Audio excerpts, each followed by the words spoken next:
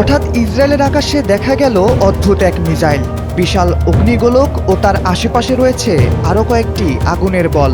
ঠিক যেন রাতের আকাশে বিশাল কোনো আতশবাজির ঝলকানি। কিন্তু এটি আতশবাজি নয়, বরং ইসরায়েলের আকাশ চিরে এগিয়ে যাচ্ছে ইরানের এমন এক বিধ্বংসী মিসাইল যা আগে কখনো দেখেনি বিশ্ব, যেটির আঘাতে এরই মধ্যে ধ্বংস হয়ে পড়েছে ইরানের বড় বড় 4টি অ্যাপার্টমেন্ট। অভূতপূর্ব ক্ষমতাধারী এই মিসাইলকে বলা হয় ক্লাস্টার মিসাইল। শত্রুর বুকে আঘাত হানার আগে এটি থেকে ঝাঁকে ঝাঁকে বেরিয়ে আসে প্রায় অর্ধ শতাধিক অবিস্ফোরিত বোমা। বলতে গেলে এটি একটি মিসাইলের জায়গায় একাধিক মিসাইলের মতো কাজ করে। সোমবার রাতে এটি দিয়ে ইসরায়েলকে আঘাত করার পর ইরানকে নিয়ে আলোচনা শুরু করেছেন নেটিজেনরা।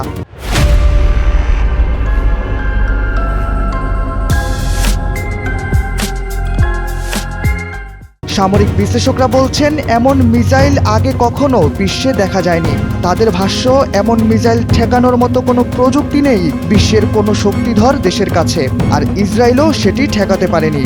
মূলত ক্লাস্টার মিউনিশন সিস্টেম হলো এমন এক প্রক্রিয়া যার মাধ্যমে মিসাইল মাঝ আকাশে গিয়ে তার ওয়ারহেডটি খুলে ফেলে।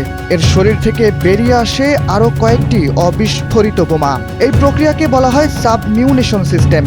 সেই বোমাগুলো একেবারে বিস্ফোরিত হয় না, বরং আছড়ে পড়ে একাধিক এলাকা জুড়ে।